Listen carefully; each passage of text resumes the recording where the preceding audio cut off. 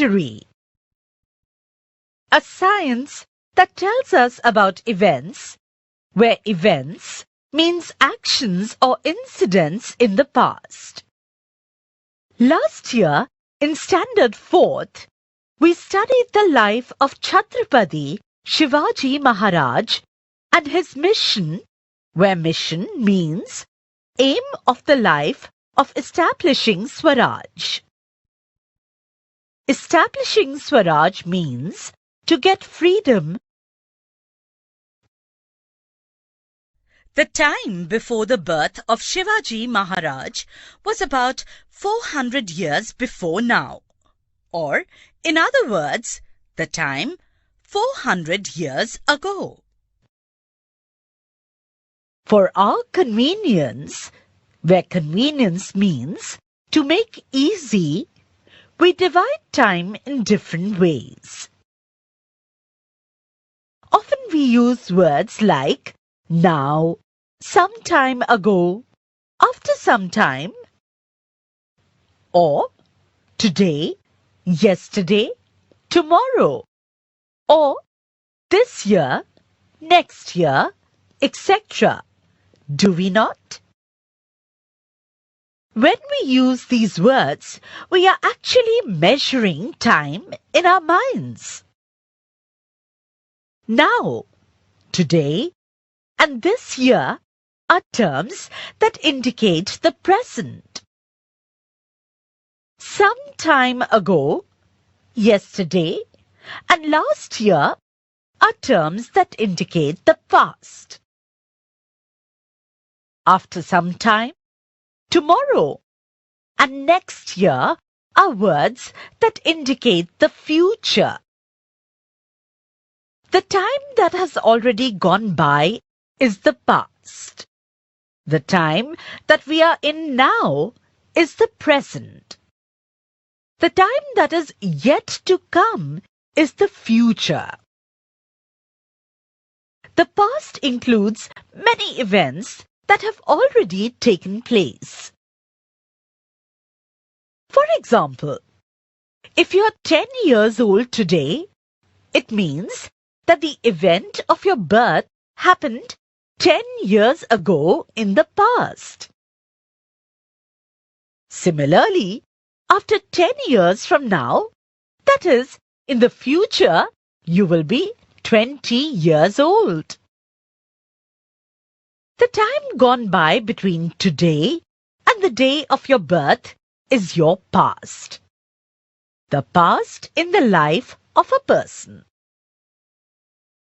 The science that tries to understand past events is called history. The scientific method of history. In standards 3rd and 4th, as part of environmental studies, we have become acquainted with various sciences. Acquainted means to know about. The special characteristic of all these sciences is that they're facts. Facts means reality or evidence, where evidence means proof, can be tested in experiments which can be repeated anywhere, anytime. The method of using a number of different tests to determine whether the evidence is reliable, where reliable means to believe or trust, is called the scientific method. There are many things that happened since our birth that we may not know about. However, our grandparents or parents or others often tell us amusing stories, where amusing stories means entertaining stories of our childhood. Those stories are a part of their memory. However, when different people tell us about the same event, we find differences in their narrations, where narrations means stories. It makes us wonder which one is right. We need to examine where examine means to see or study the details of each narration carefully to decide the correctness of the facts. It is not possible to conduct, where conduct means to carry out experiments, to recreate, where recreate means to create again the events that have happened in the past. Therefore, the method of presenting history is different from that of other sciences. Even so, history uses the scientific method at every stage, namely, while looking for and collecting evidence, examining the evidence, and while putting it together. When required, help is also taken from other sciences. That is why history is considered to be a scientific discipline, where scientific discipline means scientific rule. History is not written solely on the basis of imagination.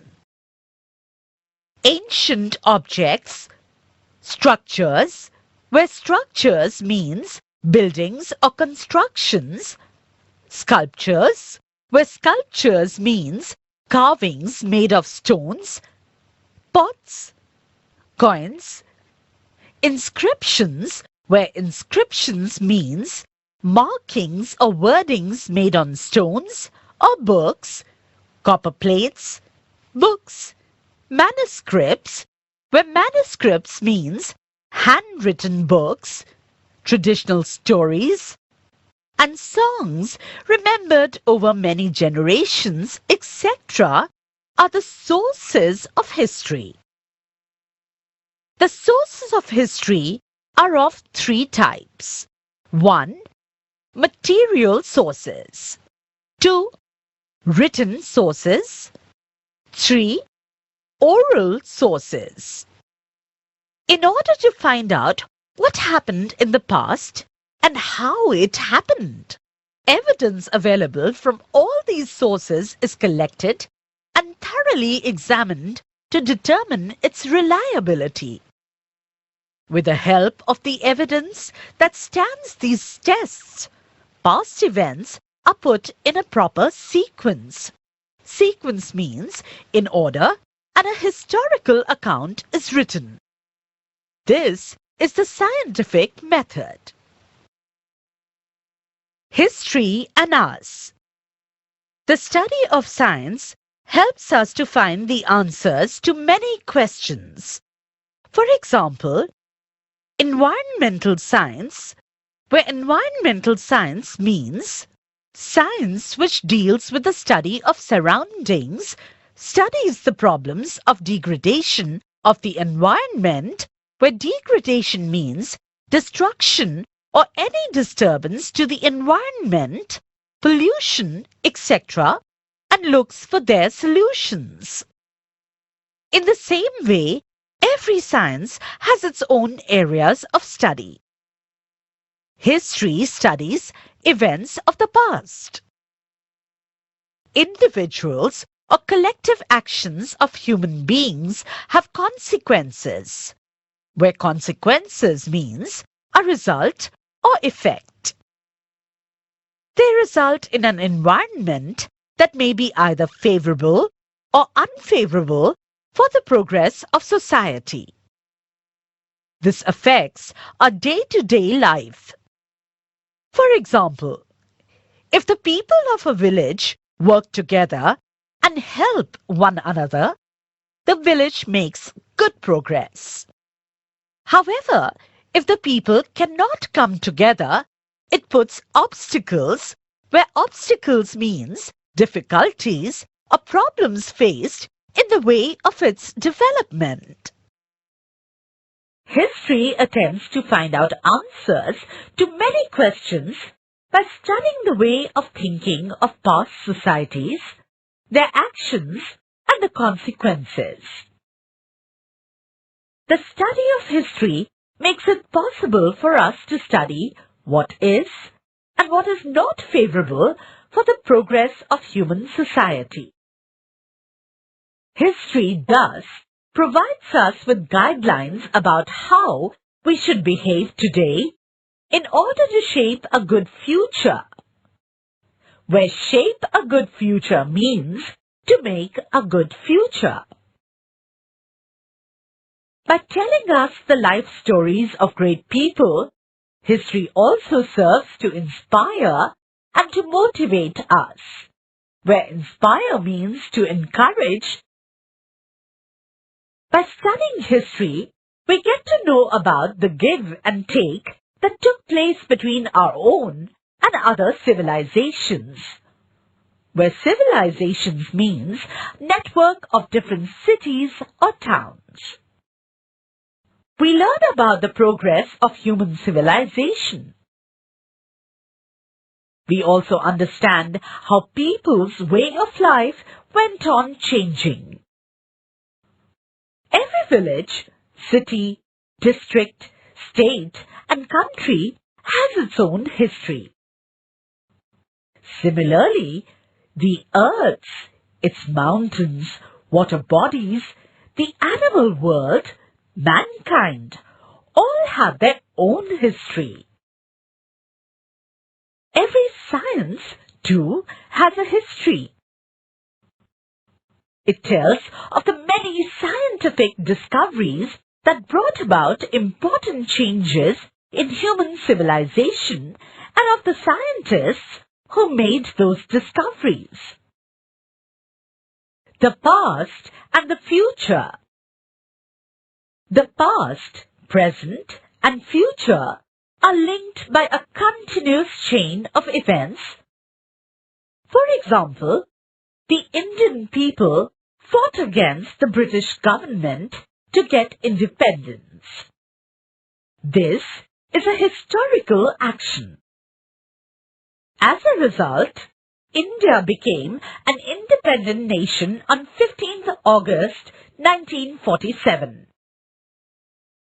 So, we can say that independence was a consequence of an action. That is, the Indian people's struggle for independence. In this way, the events of today are linked with past actions. When we understand this, we realize that the future depends on past events.